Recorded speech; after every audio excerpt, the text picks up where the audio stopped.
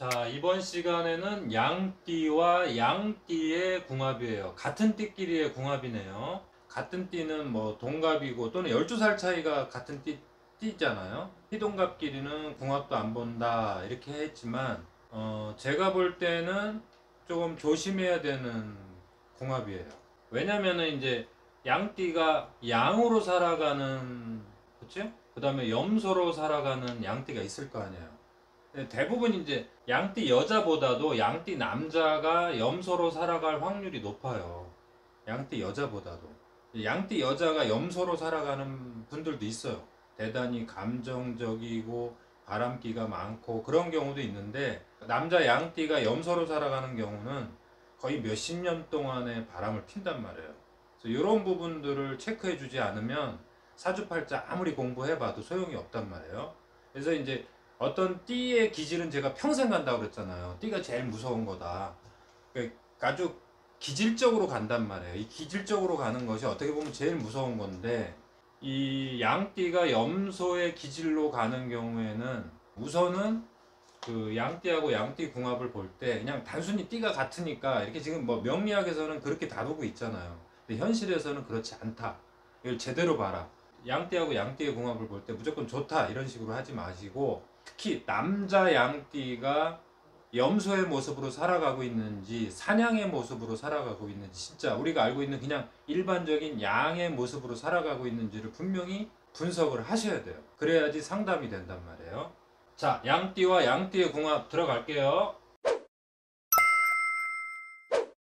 자, 양띠와 양띠는 첫 번째 미미, 양을 미라고 하거든요. 미미가 방합, 미미가 삼합. 당연하죠. 같은 띠니까 방합을 이루기도 하죠.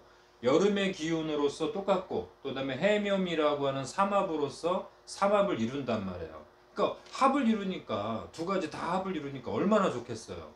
그럼에도 불구하고 양띠와 양띠는 조심해야 된다. 양띠와 양띠는 만날 경우에 동갑으로 만나든가 12살 차이로 만나겠죠. 이 두 가지 경우가 있겠죠. 자, 양띠가 뭐라고 그랬어요? 제가 아까 태생의 에너지, 왕의 선생님으로 태어난다고 했잖아요. 그러면 만약에 양띠 남자도 가르치려고 할 것이고 양띠 여자도 가르치려고 할 거 아니에요. 그럼 두 사람이 그 가르치는 힘, 감정적으로 섬세하고 이런 부분이 만약에 같이 충돌이 된다면 서로 잔소리하고 서로 가르치려고 할 거 아니에요. 서로 양보하지 않게 된단 말이에요.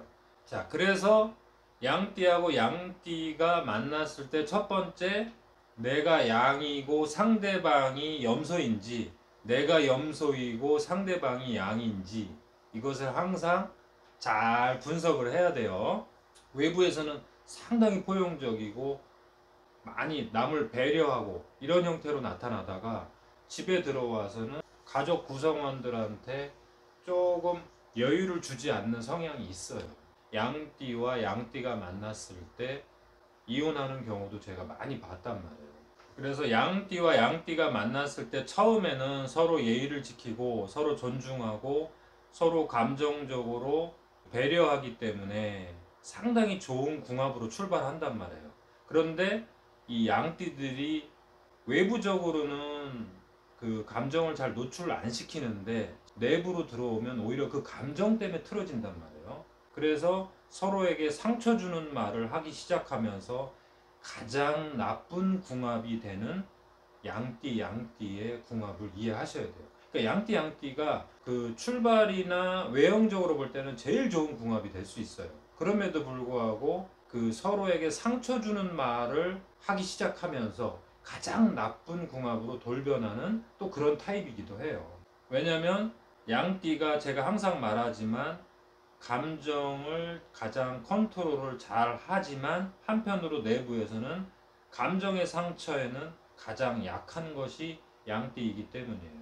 그래서 양띠는 감정의 상처를 받으면 모든 것을 버리고 떠날 만큼 양띠에게는 그 감정의 상처라는 것은 양보가 되지 않는단 말이에요.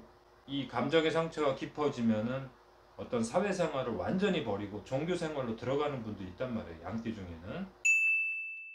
그래서 저는 이제 양띠하고 양띠가 만났을 때 저는 조언을 하는 게, 같은 분야의 일을 어떤 목표를 가지고 한다든가 아니면 같은 종교 생활을 함께 한다면 최상의 궁합이 될 수 있다. 물론 같이 일을 하는 동안에 서로 상처를 주고 그런다면은 완전히 파국으로 들어가겠죠. 감정 싸움이라는 게 뭐냐면 사실 문제를 가지고 싸우는 게 아니라 해석하는 방식이나 서로 부딪히는 방식에서 그 감정의 상처를 받을 거 아니에요. 그것 때문에 더 틀어진단 말이에요. 그 사냥의 관계가 되면은 둘이 치고받는데 사냥이 절벽에서 치고받듯이 어떤 사람의 조언도 듣지 않는단 말이에요. 그 단계가 되면은.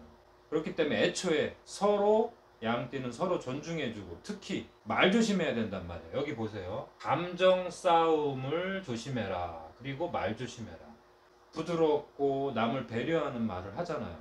그럼에도 불구하고 자기 사람한테는 가정 내에서 아주 송곳같이 찌르는 말을 할 수가 있단 말이에요. 특히 이제 과거의 일이나 그 다음에 약점 있잖아요. 서로의 약점이나 이런 감정적인 부분을 한번 건드리기 시작하면 가장 강력하게 싸우는 커플이다. 양띠와 양띠가.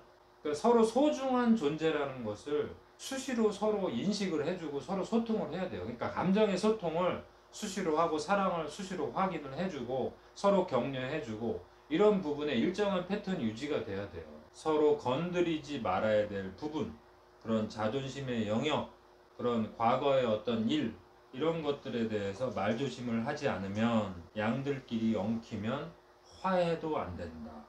앙금이 남아서 평생 간다. 평생 가기 싫어서 어느 누군가 도망간다. 이별을 선언한다. 이럴 수가 있어요. 그러니까 양띠와 양띠는 너무너무 멋있는 궁합이지만 가장 나쁜 관계도 될 수 있다. 그래서 방합이 무조건 좋다, 삼합이 무조건 좋다 이런 말을 앞으로 하시면 안 돼요. 자, 양띠와 양띠의 관계인 분들은 서로 배려해주고 서로 존중해주고 원래 양띠가 그런 기질이 있잖아요. 그러한 기질을 10분 발휘해서 서로 행복한 인생을 사시기 바랍니다.